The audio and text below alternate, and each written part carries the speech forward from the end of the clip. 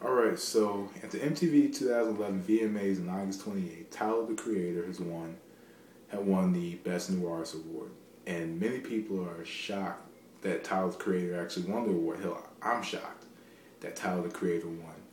I'm a fan of Tyler the Creator. I like his music. I listened to the Bastard record he released back in '09. I like his the new Goblin album. That I downloaded it like 2 or 3 days after it came out, and I thought it was pretty good. I like Goblin, um, and basically at first, me, I kind of like B.O.B. I kind of like B.O.B. So at first I was kind of, believe it or not, I was kind of shying away from Tyler Perry. I thought he was about to be on some mainstream shit or going after dudes that were mainstream so he can get his name up, but even though he's kind of coming after these little mainstream guys, he came after him and Chris Brown had the little Twitter beef, and he's not a fan of Bruno Mars apparently. But Tyler the Creator, is, I think he's going to be a pretty good up and coming artist. Along with J. Cole, he's another artist that produces his own records and and he writes his songs and produces his tracks as well. So I like Tyler the Creator, and I like that he did win the award. You compare that to the other artists that were in it. You had Foster the People. Foster the People had #3 song in the United States in the Billboard charts. And you would think that out of all of them and Wiz Khalifa, they both had basically the most exposure with United States radio. With Black and Yellow being the #1 song in America, and Roll Up, and I think No Sleep was pretty big for a while. With all the hype that Wiz Khalifa was getting, you would think, and him winning all kinds of new artist awards with other shows, you would think that he was probably going to win. It looked like he was going to be the front runner to win. I believe he sold the most out of everybody. Big Sean is another guy that you would think would be maybe third to him and Foster the People, because Foster the People has had a lot of exposure in the United States as well. But you would think Big Sean would have a possibility, because Big Sean has a huge fan base, and he sold like almost 200,000 copies of his last album, and he was being hyped heavily for the last year or so. Kreayshawn, I'm not gonna lie, I heard Kreayshawn 2 days ago. I didn't know who the hell Kreayshawn was, so I did a little bit of research, and I'm not much of a fan of her stuff. I'll admit, Gucci Gucci is kind of catchy the first time you listen to it, because you're wondering what the hell she's talking about in this song, and it's really a song with no direction. So I'm not really feeling Kreayshawn that. She was trying to go in on Rick Ross, and she got the one girl that likes to use the word nigga all the time and thinks it's cool. Whatever. Kreayshawn's just Kreayshawn. Who knows? We'll see when her album comes out what she does.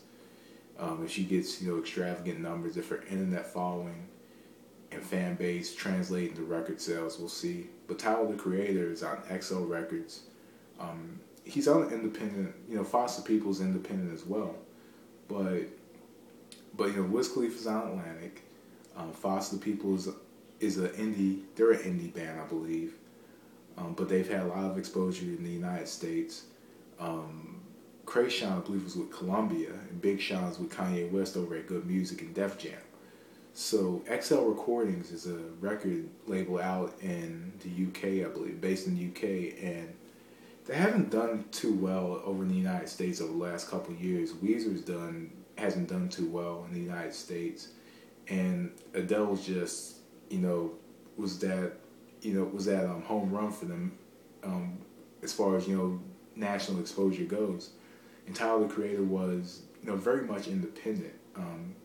He was very dependent on his internet fan base. Of course, he went in, he sold about 45,000 copies first week. Was #5 on the Billboard charts, with like no radio play, especially on the pop stations, barely even on the rap stations here in the South. Tyler the Creator, went out and he got his own following. He worked hard at it. Didn't have the song playing on the radio all the time, maybe I'm wrong. Maybe in different regions they were playing Yonkers and She and maybe even Troncat, but they didn't play Tyler the Creator here. I can tell you that for sure. They definitely didn't play him here. They're busy playing The Row and just other random tracks here, but they don't play Tyler the Creator here. And even listening to a little bit of Power 106, which I have the app for on my phone, I haven't heard much of Tyler the Creator at all. But they play a lot of Wiz Khalifa and they play a lot of Big Sean. I've even heard them play Kreayshawn out here, like a day or two ago, a couple days ago when I first heard Kreayshawn.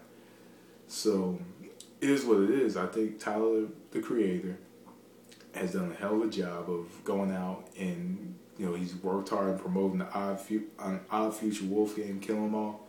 Surprisingly, I remember all of that, but he's done a hell of a job promoting himself, promoting his group, and, getting his name out there. And it translated into some decent record sales for a guy that is on an independent label that is based overseas and, has had little to no exposure, on the radio. So I think that it was cool for him to win. Because if Wiz Khalifa or Big Sean or Foster People had won, then that would have meant, we would go back to that same status quo of whoever sells the most records, whoever has the most followers on Twitter, whoever has the most subscribers on YouTube is automatically going to win the award. So it's one of those things of expect the unexpected. And a lot of people are saying, wow, is Tyler the Creator the worst out of everybody that's won a VMA? And no, he's not. Tyler the Creator, I think he's a very good artist. I think he's a good artist. I think he's a good writer, and I think he's creative. And we've heard it on other tracks, and he's starting to get a little more exposure out there. Because I mentioned on my Red Album review that he outdid Game on his own track, and so I'm a fan of Tyler the Creator. I'm glad that Tyler the Creator won the MTV VMA for Best New Artist. Just simply due to the fact that he's worked hard to get to the point to where he's at. Like, when else have we heard of an artist who doesn't have a major label backing, went out on the internet and got 45,000 people to buy his album, and without a major label, without major radio play or a huge abundance of TV support and all these television plugs, there's not too many artists that can actually make it, to being nominated for an award, even though it's MTV and it's nothing major. I don't know too many artists that have been able to go that route and win the award. So, my hat goes off to Tyler the Creator. So I know I'm going to get trolls on my page, mad that I'm saying this, with Kreayshawn fans and Wiz Khalifa fans and Big Sean fans. But, take into consideration, I'm a fan of Wiz Khalifa, I'm a fan of Big Sean. And I've been a fan of Big Sean and Wiz Khalifa a little bit longer than I was being a Tyler the Creator fan. So take that into consideration. But I'm glad to see Tyler the Creator win because, it takes away from that status quo of whoever's the most popular is the one that's automatically going to win. And maybe the one that wins is going to end up with a little more exposure as a result of winning this award. If you look back at the Grammys, the story of the underdog, Arctic Fire winning over Eminem.